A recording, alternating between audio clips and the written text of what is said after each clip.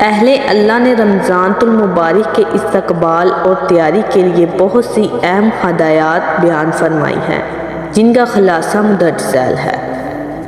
آمد رمضان سے قبل فرائض واجبات کی ادائیگی کا خصوصیت سے اہتمام کرنا شروع کرنا چاہیے۔ اگر ذمے میں قضا نمازیں یا روزے ہوں تو ادائیگی کی ترتیب بنائیں۔ سابقہ زندگی کی تمام لغزشوں پر سچی توبہ کریں، دل کو گناہوں اور برے خیالات سے پاک کریں۔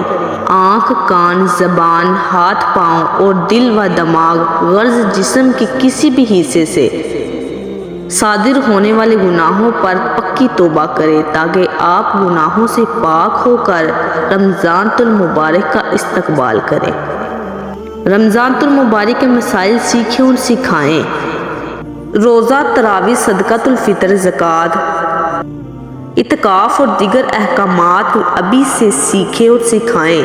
اپنے نفس کو تقویٰ کا پابند بنائیں۔ اپنے نفس کو ابھی سے تقویٰ کا پابند بنائیں، کیونکہ رمضان المبارک تقویٰ کی عملی تربیت گاہ اور اللہ رب العزت نے رمضان المبارک میں روزوں کی فرضیت کا اہم مقصد تقویٰ و پرہیزگاری کا اصول بتایا ہے۔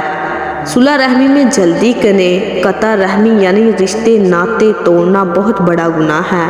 قطع رحمی کی وجہ سے دعائیں قبول نہیں ہوتی، لہٰذا رمضان آنے سے پہلے اپنے رشتہ داروں سے معافی مانگ لیں۔